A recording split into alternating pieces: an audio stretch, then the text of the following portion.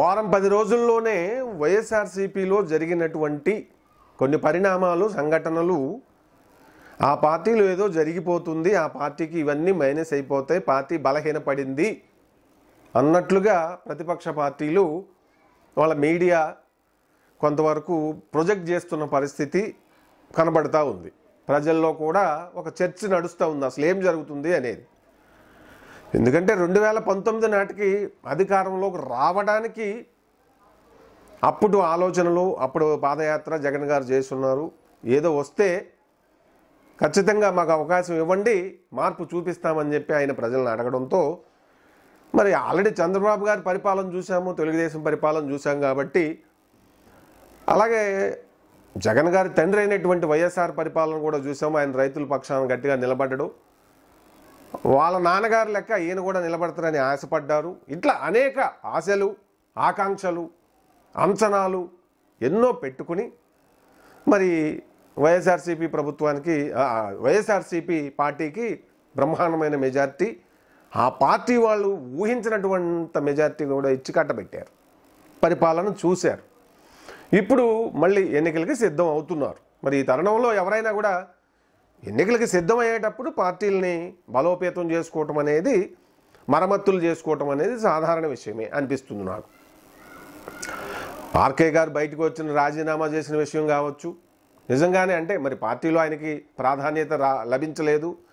ఏకంగా మరి పార్టీ తరఫున ఆయన ఎంతో పోరాటం చేసి అప్పుడు 2019లో సో ఆయనతో నేను ఫేస్ టు ఫేస్ మాట్లాడినప్పుడు కూడా ఆ రియాలిటీ, గ్రౌండ్ రియాలిటీని గొప్పగా ఆయన పరిశీలన చేసి ఉన్నారు. పార్టీ సాధించబోయే సీట్లు 120 నుంచి 130 సీట్లు వస్తాయని చెప్పారు ఆయన. అలాగే మంగళగిరిలో ఖచ్చితంగా వైఎస్ఆర్సీపీ పార్టీ 10 నుంచి 15,000 మెజార్టీతో గెలుస్తుందని చెప్పి కూడా ఆయన చెప్పడం జరిగింది. అంటే ఆయనకు ఒక గ్రౌండ్ లెవెల్ అవగాహన ఉన్నది. అంత రాలేదు మెజారిటీ, 6,000 మెజార్టీ మాత్రమే వచ్చింది. డూ ఆర్ డై లెవెల్లో జరిగినప్పుడు అక్కడ మంగళగిరి అంతా ఒక talk of the 2019 elections AP విషయంలో, ఆ పర్టికులర్ కాన్స్టిట్యున్సీ. బికాజ్ అక్కడ మాజీ ముఖ్యమంత్రి గారి అబ్బాయి నారా లోకేష్ పోటీ చేయడమే డైరెక్ట్ ఎలక్షన్స్లో ఫస్ట్ టైం. సో అది ఒక సామాన్యుడికి, ఒక రాకుమారుడికి మధ్య జరిగిన యుద్ధంగా ప్రొజెక్ట్ అయింది. సరే, ప్రభుత్వం మీద, అప్పుడు తెలుగుదేశం ప్రభుత్వం మీద ఉన్న వ్యతిరేకత, అనేక కారణాలు కలిసి ఖచ్చితంగా ఇవి రామకృష్ణారెడ్డి గారి విజయానికి ఇదైనాయి. మరి ఆయన ఏకంగా జగన్ గారి పార్టీ తరపున చంద్రబాబు నాయుడు గారి మీదే కేసులు పెట్టి ఆ భూముల విషయాలు, మరి అమరావతి విషయం, అనేక విషయాల్లో ఇది చేయడం జరిగింది. జగన్ గారు కూడా మంత్రి పదవి ఇస్తామని చెప్పి ప్రామిస్ చేయడం జరిగింది.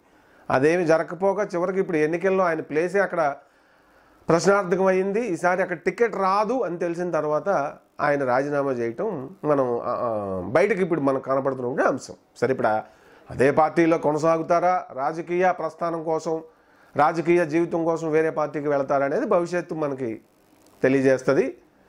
అయితే అలాగే మరి ఒక 11 మందిని ఇన్ఛార్జీలను జగన్ గారు మార్చడం, దాని వెనక కూడా ఏదో జరిగిపోతుంది అనేది. అలాగే సిట్టింగ్ ఎమ్మెల్యేల్లో ఈసారి ఒక 40 మందికి నుంచి 50 మంది వరకు టికెట్లు రావు అనేది కూడా బయటికి వినపడతా ఉంది వైఎస్ఆర్సీపీ పార్టీ నుంచి. సో ఇవన్నీ అంశాలు మనం చూసినట్లయితే వైఎస్ఆర్సీపీ పార్టీ మీద వ్యతిరేకత ఉన్నది, పార్టీ బలహీన పడిపోయింది, అందుకే ఇవన్నీ చేస్తూ ఉన్నారు ఆయన మరమ్మతులు అంటున్నారు అనే ఒక టాక్ మనకి ఒక స్థూలంగా చూసినప్పుడు వినపడుతుంది. కానీ ఇవే గెలుపు ఓటమిలో నిర్ణయిస్తాయని చెప్పి అనుకోవటం అది కరెక్ట్ అయినటువంటి ఆలోచన కాదు. ఎందుకంటే అసలు ప్రజలు ఏమి ఆలోచిస్తున్నారు, ప్రజలు ఈ అంశాలని నోటీస్ చేసుకుని ఈ అంశాల ప్రాతిపదికగా వాళ్ళు ఓటింగ్కి వెళ్ళరు. ప్రజలు పరిపాలన, సంక్షేమ కార్యక్రమాలు, సీఎం ఓవరాల్గా ఈ 4.5 ఏళ్లలో ఆయన వివిధ సంఘటనలకు ఆయన ప్రతిస్పందించిన విధానం కావచ్చు, స్థానిక అభ్యర్థులు, ఎమ్మెల్యేలు, మంత్రులు, వీళ్ళు ప్రజల పట్ల ఆయా నియోజకవర్గాల్లో వివిధ సామాజిక వర్గాలతో వాళ్ళు వ్యవహరించినటువంటి తీరు, ఈ అన్ని అంశాలు బేరీజ్ వేసుకునే ప్రజలు తీర్పు ఇవ్వడం అనేది ఉంటుంది. సో కాబట్టి ఈ మార్పులు చేర్పులు అనేది పార్టీని బలోపేతం చేసుకోవటానికి చేసేటువంటి అంశాలే తప్ప ఎన్నికల్లో ఆ పార్టీ బలహీనపడిపోయింది, ఇంకా తెలుగుదేశం పార్టీ గెలిచినట్లే అని చెప్పుకోవటానికి, అనుకోవటానికి మానసికంగా సంతోషంగా అనిపించవచ్చు. కానీ ఇవేవి అటు రేపొద్దున ఇప్పుడు ఇటు అంతర్గతంగా తెలుగుదేశం పార్టీలో కూడా ఎవరికి టికెట్లు ఇవ్వాలి, ఏ అభ్యర్థులు నిలబెట్టాలి అని వ్యూహాలు ప్రతి వ్యూహాలు నడుస్తూనే ఉంటాయి. వాళ్ళు సర్వేల ద్వారా మరి అన్ని నియోజకవర్గాల్లో క్యాండిడేట్ని ఫైనలైజ్ చేసుకునే పరిస్థితికి వచ్చి ఉండొచ్చు.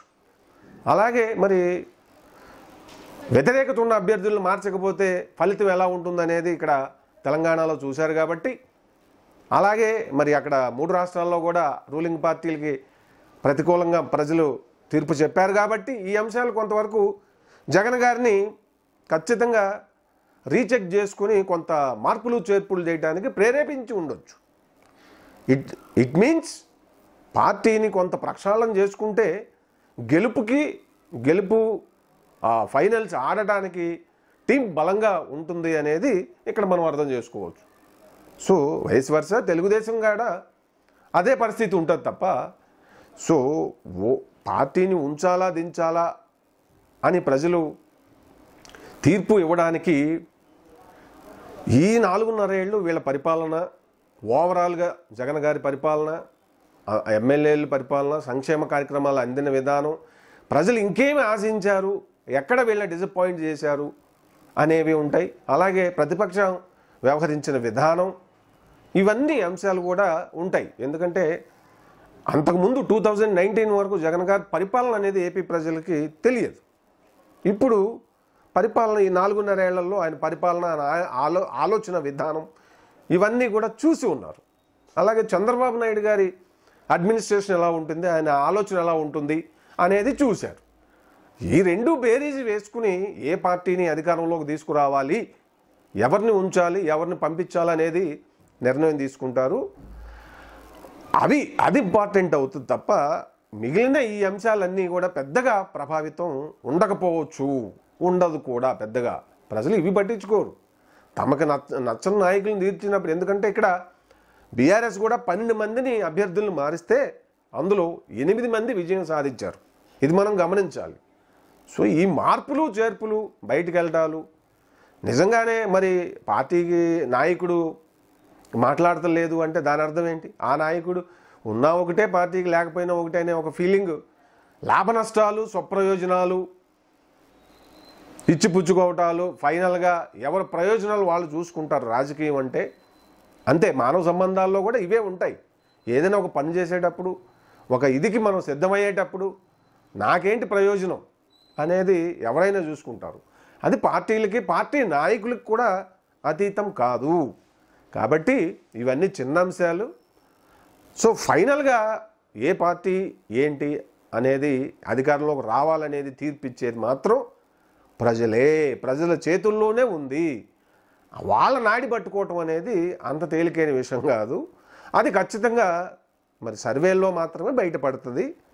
ఈ ఎన్నికల పోలింగ్ డేటింగ్ ఒక 10-15 రోజులు ఉందనగా 80% క్లారిటీ వచ్చే అవకాశాలు ఉంటాయి. ఈలోపు సర్వేలని, ఆ సర్వేలని, ఒపీనియన్ పోల్ సర్వేలని వస్తూ ఉంటాయి. ఎవరు అనుకూలంగా వాళ్ళు చెప్పుకుంటూ ఉంటారు.